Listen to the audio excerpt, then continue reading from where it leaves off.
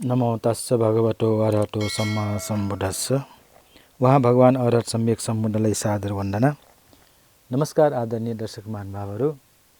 बोडी टेलिभिजनबाट नियमित रूपमा प्रसारण हुँदै आइरहेको भगवान बुद्धद्वारा उपदेशित उपदेशहरूको सङ्ग्रह त्रिपिटक अन्तर्गत पहिलो पिटक सूत्र पिटकको 5वटा निकायमध्ये चौथो निकायको रूपमा रहेको अङ्गुत्तर निकायको सिलसिलेवार चर्चा गर्ने क्रममा आज हामी 55औं एपिसोडमा आइपुगेका छौँ। आदरणीय दर्शक महानुभावहरू, यो अङ्गुत्तर निकायमा 11वटा निपातहरू छन्। त्यसमध्ये पहिलो निपात, जसलाई एकक निपात भनेर भनियो, त्यसमा 20वटा वर्गहरू छन्। त्यसमध्ये हामी 16औं वर्गको चर्चाको क्रममा थियौँ र 16औं वर्गलाई एक धम्मपाली वर्ग भनेर भनिएको छ, जसमा जम्मा 70वटा सूत्रहरू उल्लेख भएका छन् र ती 70वटा सूत्रहरूलाई पनि 4वटा समूहमा बाँडिएको छ। पहिलो समूहमा 2वटा सूत्र, दोस्रोमा 10वटा, तेस्रोमा 14वटा र चौथो समूहमा 44वटा सूत्रहरू राखिएका छन्। र हामी गएको एपिसोडमा त्यो चौथो समूहको 44वटा सूत्रमध्ये 11वटा सूत्रको बारेमा चर्चा गर्ने काम सकियो र जसमा भनिएको थियो, भगवान बुद्धद्वारा उपदेशित धर्म र विनयमा, माने भगवान बुद्धद्वारा उपदेशित जुन वास्तविक धर्म, माने प्रकृतिको नियम, प्रकृतिको स्वभाव र जसलाई हामीले अथवा मानिस मात्रले पालना गर्नुपर्ने जुन नियमहरू हुन्, त्यसलाई धर्म र विनय भनेर भनियो। ती धर्म विनयमा सन्निहित कुराहरूलाई संवेजित भई उचित तवरले अग्रसर हुनेहरू कम छन्, नहुनेहरू बढी छन् र जसको फलस्वरूप त्यसबाट प्राप्त हुनुपर्ने फल भनेको मार्गफल प्राप्त गर्न सक्ने क्षमता जुन थियो, माने यो दुःख मुक्तिबाट बिल्कुल अलग हुन सक्ने जुन क्षमता थियो, त्यसबाट मानिसहरू धेरै वञ्चित भइरहेका छन् भन्ने कुरा गएको एपिसोडमा हामीले चर्चा गऱ्यौँ। अब आज त्यहाँदेखि अगाडि 12औं सूत्रमा बुद्धले के भन्नुभयो त, निर्वाणको आरम्भन गरी समाधि लाभ गर्ने कम छन्, लाभ नगर्ने धेरै छन् र जसको कारणले गर्दाखेरि चित्तको एकाग्रता पनि कम हुने भयो। र दर्शक महानुभावहरू, समाधिको कुरा आउँदाखेरि धेरैलाई यो शब्दसँग अलिकति परिचय नभएको पनि सुन्नमा आइन्छ। कसैले समाधिलाई यो मृत्यु भइसकेपछि समाधिस्थ हुने किसिमबाट पनि लिएको पाइन्छ। कोही जल समाधि लिने भनेर पानीभित्रै मृत्यु हुने र कोही अग्नि समाधि भनेर जिउँदै माने पोलेर चाहिँ प्राण त्याग गर्ने, त्यस्तो समाधिका अभ्यासहरू पनि यो संसारमा पाइन्छन्। त्यसकारण कसैलाई यो समाधि शब्द आउँदाखेरि त्यस्तो पो समाधि हो कि भनेर चाहिँ कसैलाई भान पर्न सक्छ। तर आदरणीय दर्शक महानुभावहरू, बुद्ध शिक्षामा त्यो समाधि भनेको त्यस्तो किसिमको होइन।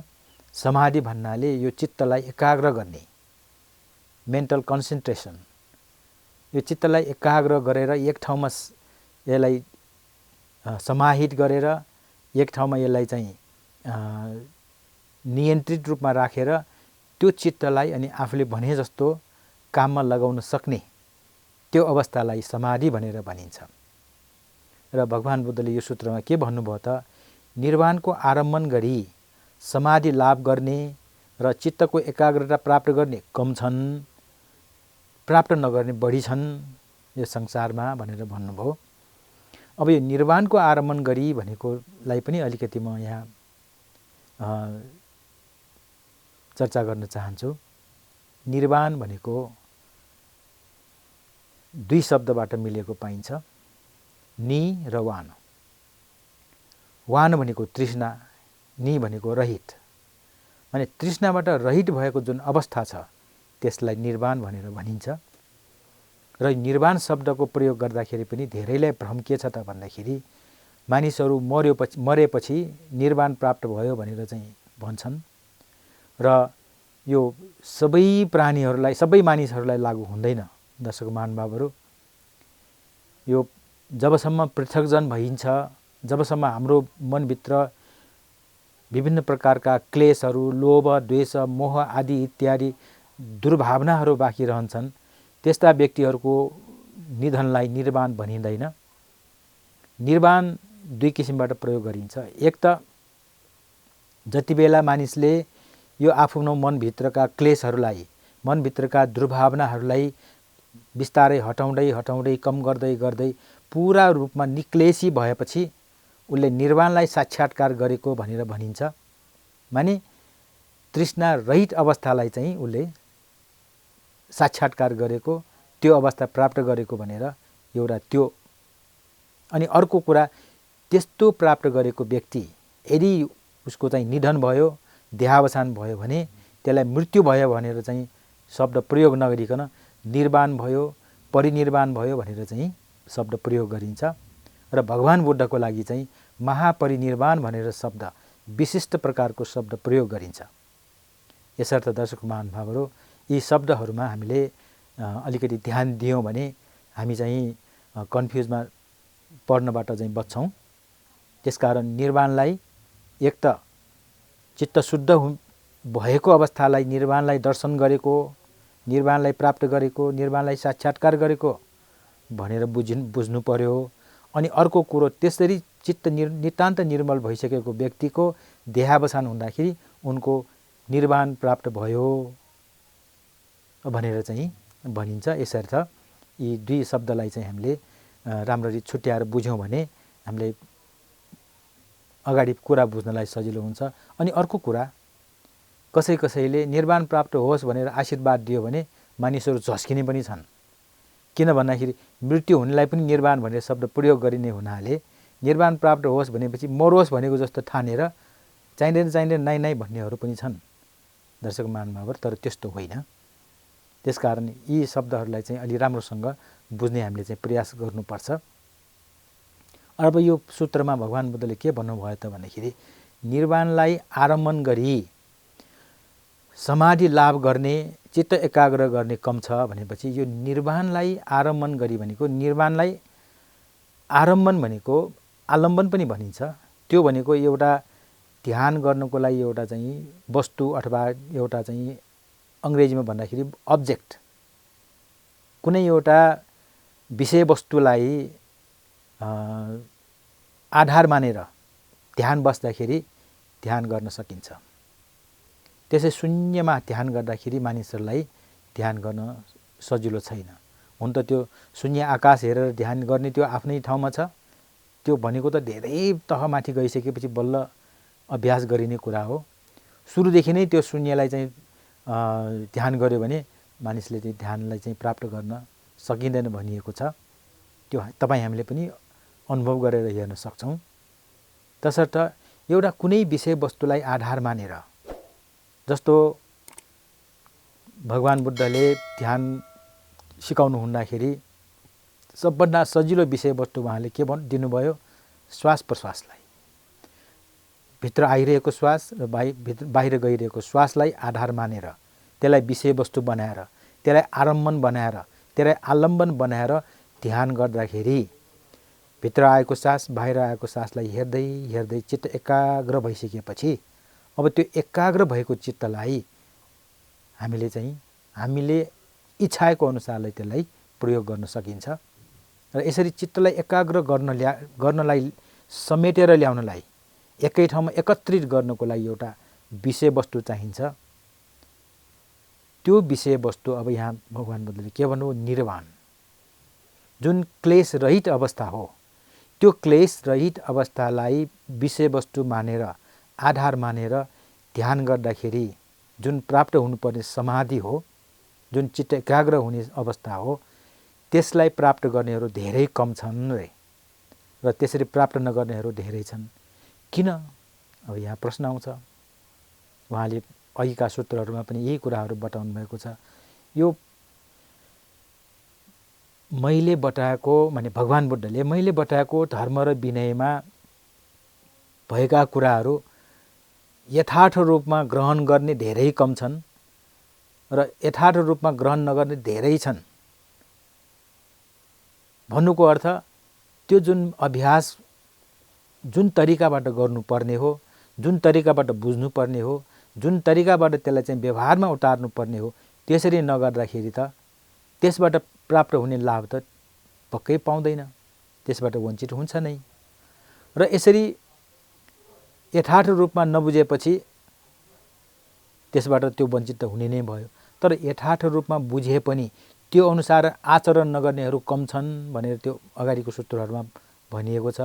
भने जस्तै यो सूत्रमा चाहिँ उहाँले के भन्नुभयो, यसरी निर्वाणलाई आरम्भन गरी निर्वाणलाई विषयवस्तु मानि ध्यान गरेर समाधि प्राप्त गर्नेहरू धेरै कम छन्। यो किन कम हुन गयो त भन्दाखेरि निर्वाणलाई दर्शन गर्ने नै धेरै कम छन्। र त्यो निर्वाणलाई साक्षात्कार गर्नु, निर्वाणलाई दर्शन गर्नु त्यो चान्चुने सजिलो कुरा होइन। त्यसको लागि त्यही अनुसारको चाहिँ हाम्रो आचरण हुनु पर्यो, त्यही अनुसारको अभ्यास हुनु पर्यो, त्यही अनुसारको हाम्रो चाहिँ प्रयास हुनु पर्यो। अब त्यो अभ्यास नै नगरिकन, प्रयासै नगरिकन निर्वाणलाई म देख्छु, निर्वाण प्राप्त गर्छु भनेर त्यस्तो सकिँदैन। जस्तो हो हामी कहीँ जानु पर्यो भने हाम्रो निर्देश स्थान चाहिँ एउटा टोपिएर जाँदाखेरि त्यो ठाउँमा लगातार गएपछि पो पुगिन्छ। त्यो नगइकन चाहिँ यताउति भौँटारेर रह्यो भने त त्यो निर्दिष्ट स्थानमा त पुगिँदैन, आफ्नो गन्तव्यमा त पुगिँदैन। भने जस्तै यदि हामीले निर्वाणलाई चाहिँ लक्ष्य राखेको हो, मेरो चित्त नितान्तै निर्मल होस्, मेरो मनमा लोभ, द्वेष, मोह आदि दुर्भावनाहरू उत्पन्न नहोस् भनेर यदि हामीले चाहना गऱ्यौँ भने त्यही अनुसारको हामीले आचरण पनि गर्नु पर्यो, त्यही अनुसारको अभ्यास पनि हुनु पर्यो, प्रयास पनि हुनु पर्यो। अनि बल्ल त्यो निर्वाणलाई चाहिँ हामीले चाहिँ प्राप्त गर्न सक्छौँ, साक्षात्कार गर्न सक्छौँ। त्यो निर्वाणसँग हाम्रो जम्का भेट हुन सक्छ। त्यसकारणले बुद्धले भन्नुभयो निर्वाणलाई साक्षात्कार माने आरम्भन गरेर समाधि प्राप्त गर्नेहरू कम छन्। अब यति भनेको आधारमा निर्वाण प्राप्तै गर्न सक्दैन त भनेर कसैले भन्न पनि सक्छ, सोच्न पनि सक्छ। त्यस्तो होइन दर्शक महानुभावहरू, हामीले प्रयास गर्नुपर्छ। प्रयास गरेर प्राप्त गर्न नसक्ने अथवा पुग्न नसक्ने ठाउँ त कहाँ छ र? मानिसहरूले सगरमाथा चढ्छन्, मानिसहरूले चन्द्रमामा पाइला राखिसके, मानिसहरू अन्तरिक्षमा पुगिराखेका छन्। यदि त्यो प्रयास नगरेको भए सायद उनीहरू पुग्ने थिएनन्। र उनीहरूले लक्ष्य पनि राखे, प्रयास पनि गरे, त्यही अनुसारको उनीहरूले काम पनि गरेपछि उनीहरूको लक्ष्यमा पुगे। भने जस्तै हामीले पनि निर्वाणलाई लक्ष्य राख्नु धेरै राम्रो। त्यो जस्तो शुद्ध लक्ष्य, त्यो जस्तो राम्रो लक्ष्य, त्यो जस्तो स्थायी शान्तिको लक्ष्य अरू केही हुन सक्दैन। तर लक्ष्य मात्रै राखेर त पुग्दैन। त्यसको लागि त हामीले आचरण गर्नु पर्यो, अभ्यास गर्नु पर्यो, प्रयास गर्नु पर्यो, मेहनत गर्नु पर्यो, उद्योग गर्नु पर्यो। त्यसकारणले दर्शक महानुभावहरू यसरी निर्वाणको लक्ष्य राख्दै पनि त्यहाँसम्म पुग्ने मानिसहरू धेरै कम भएको कारण के त? अब हामीले आफ्नो मनलाई चाहिँ एकचोटि निहालेर हेरौँ। हाम्रो मनमा प्राय गरेर नराम्रै कुराहरू, नराम्रै विचारहरू, नराम्रा दुर्भावनाहरूले धेरै समय ओगटिरहेको हामी पाउँछौँ। राम्रा कुराहरू एकदम अरूलाई, आफूलाई पनि अरूलाई पनि भलो हुने, हित हुने, सुख हुने विचार हाम्रो मनमा बिरलै मात्रै आउने गर्छ। र त्यसको लागि पनि हामीले प्रयास गरेर त्यो मनमा चाहिँ उब्जाउनु पर्छ। हो होइन, आफ्नो मनलाई एकचोटि निहालेर हेर्नुहोस्। हामीले कसैलाई मद्दत गर्न खोज्यौँ, कसैलाई चाहिँ राम्रो गर्न खोज्यौँ भने त्यो तपाईँले अनायासै गर्न धेरै नै गाह्रो छ। तर यदि तपाईँले चाहनुभयो भने त्यो प्रयास गरेर म यसलाई यो राम्रो गर्छु भनेर त्यो मनमा नचिताइकन तपाईँले गर्न सक्नुहुन्न। तर नराम्रो गर्ने, कसैलाई गाली गर्ने, कसैको अहित चिताउने, कसैलाई चाहिँ नराम्रो भन्ने कुरालाई त्यो प्रयासै गर्नु पर्दैन। नपट्या आफ्नो मनलाई एकचोटि निहालेर हेर्नुहोस्, त्यो मनमा त्यस्ता नराम्रा दुर्भावनाहरू अथवा कसैको सम्पत्तिमाथि लोभ, आँखा लाग्नु, लोभ जाग्नु, त्यो तपाईँले प्रयासै गर्नु पर्दैन, त्यो मनमा स्वतः नै उत्पन्न भइरहन्छ। त्यस्तो किसिमको लोभ, त्यस्तो किसिमको अरूलाई हानि गर्ने द्वेष र म आफूले के गरिराखेको छु, मेरो चित्तमा लोभ उत्पन्न भइरहेको छ कि मेरो चित्तमा द्वेष उत्पन्न भइरहेको छ कि भन्ने कुरा नै थाहा नपाउने त्यस्तो अवस्था पनि छ, जसलाई मोह भनेर भनियो, अज्ञानता भनेर भनियो।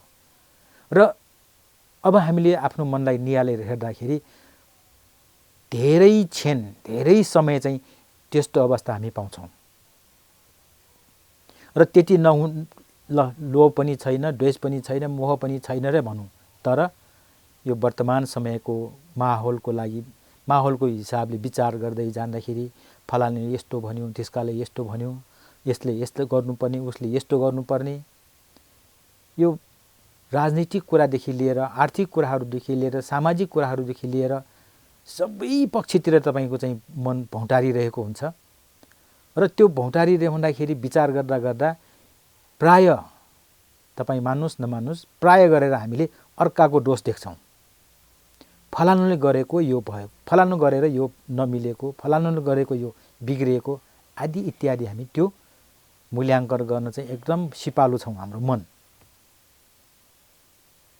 भनेको के, त्यसरी नकारात्मक कुराहरू सोच्नको लागि, नकारात्मक कुराहरूलाई चाहिँ चिन्तन मनन गर्नको लागि यो चित्तले सधैँ काम पाइरहेको हुन्छ। तर सकारात्मक कुराहरू ल्याउनको लागि प्रयास गर्नुपर्छ। त्यो प्रयास गर्दा गर्दै पनि, त्यो सकारात्मक सोच गर्दा गर्दै पनि बिचमा फेरि नकारात्मक कुराहरू चाहिँ त्यहाँ घुसिराखेको हुन्छ, त्यतातिर मन दौडिराखेको हुन्छ। भनेपछि दर्शक महानुभावहरू, हाम्रो चित्त कति विचित्र छ, कति हाम्रो मन हामीले भने जस्तो छैन। त्यसै कारणले गर्दाखेरि मानिसहरूमा लोभ उत्पन्न हुन्छ। त्यो लोभको सँगसँगै अरू दुर्भावनाहरू उत्पन्न हुन्छन्। त्यसै कारणले गर्दाखेरि ठुल्ठुला भ्रष्टाचारहरू हुन्छन्। त्यो भ्रष्टाचार सानोबाट सुरु हुँदै हुँदै ठुलो हुँदै जाने हो। र त्यसै गरेर कसैप्रति द्वेष, कसैप्रति ईर्ष्या, कसैप्रति बदलाको भावना, त्यो पनि त्यो हाम्रो अनियन्त्रित मनको चाहिँ उपज हो।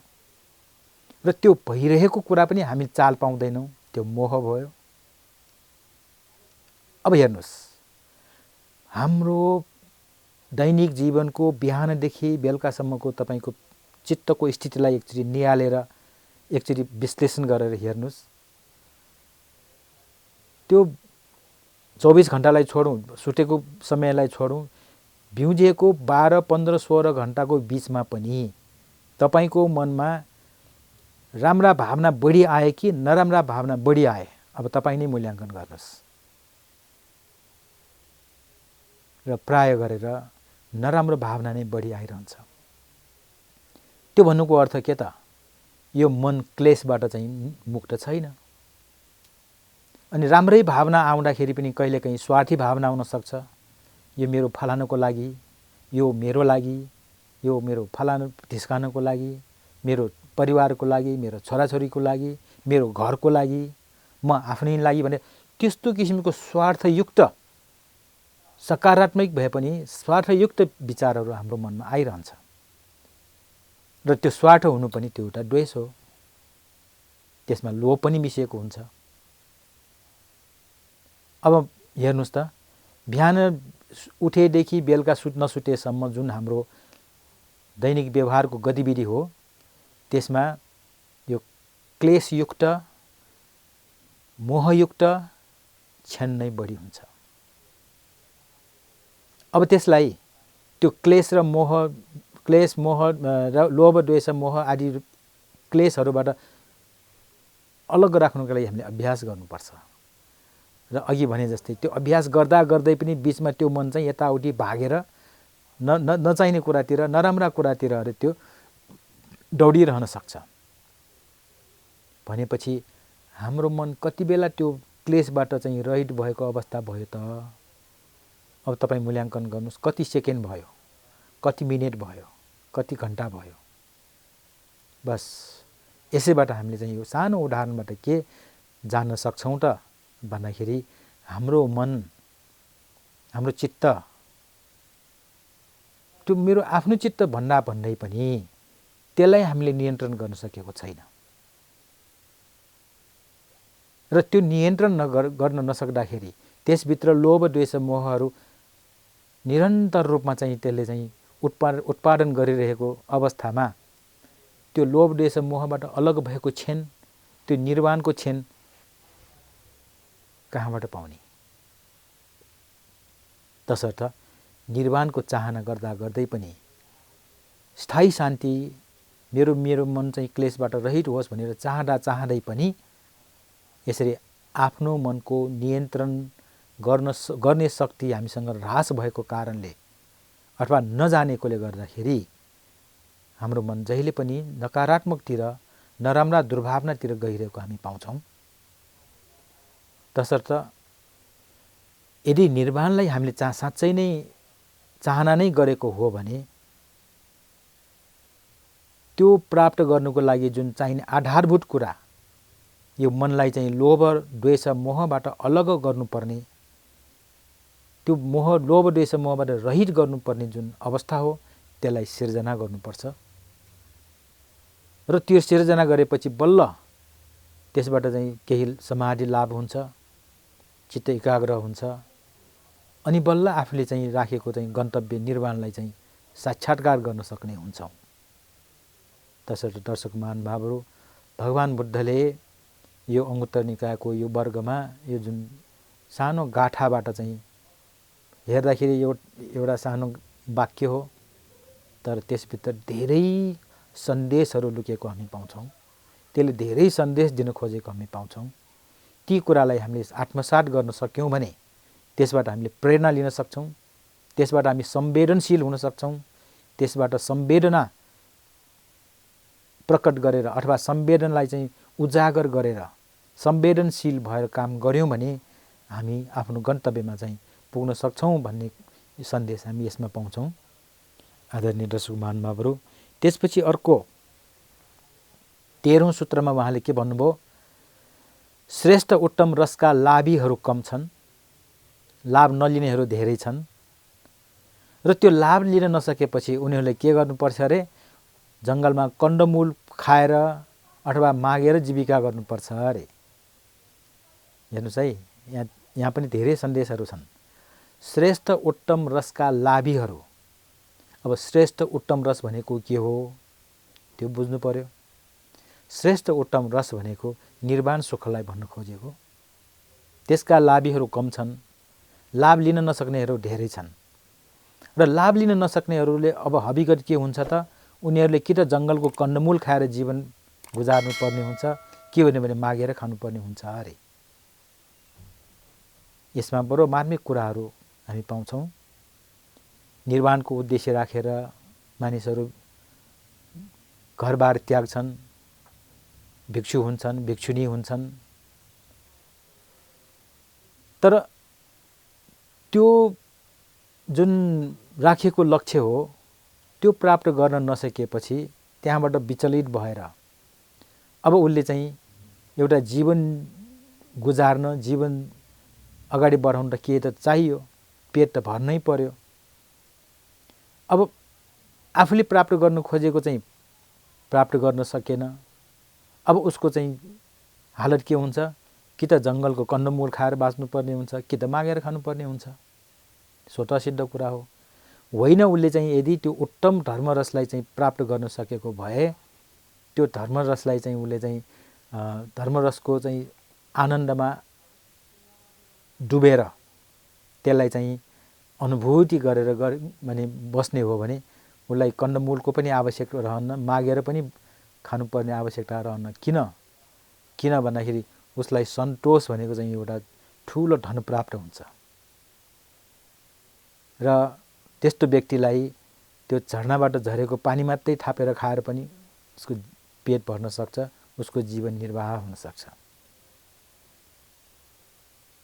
र त्यो सन्तोष भन्ने धन नभएपछि मानिसलाई पेटको सवालले चाहिँ खाना मागिरहन्छ, भोक लागिरहन्छ र त्यसको लागि अब घरबार त्यागेको छ, केही व्यापार व्यवसाय गर्ने कुरो भएन, अनि कि त त्यो जङ्गलमा खोस्रेर लिनु पर्यो, के होइन भने मागेर खानु पर्यो। यहाँ भन्न खोजेको त्यो हो। त्यसकारणले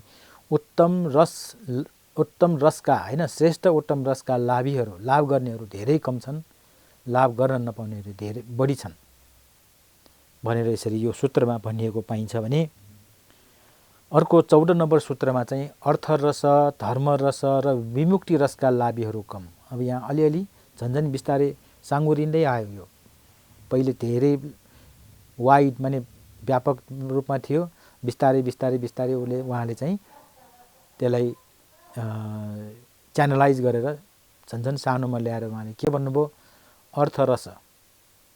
अर्थरस भनेको जुन भन्न खोजिएको त्यसको अर्थ के हो, अर्थ बुझेपछि त्यसबाट जुन प्राप्त हुने रस हो त्यो रस लाभ लिनेहरू पनि कम हुन्छ।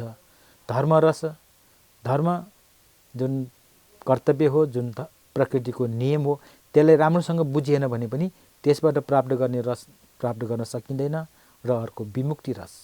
विमुक्ति भनेको यो दुःखबाट विमुक्ति भएको जुन अवस्था हो त्यो रसका लाभीहरू कम छन्, लाभ लिन नसक्नेहरू धेरै छन् भनेर भन्नुभएको छ।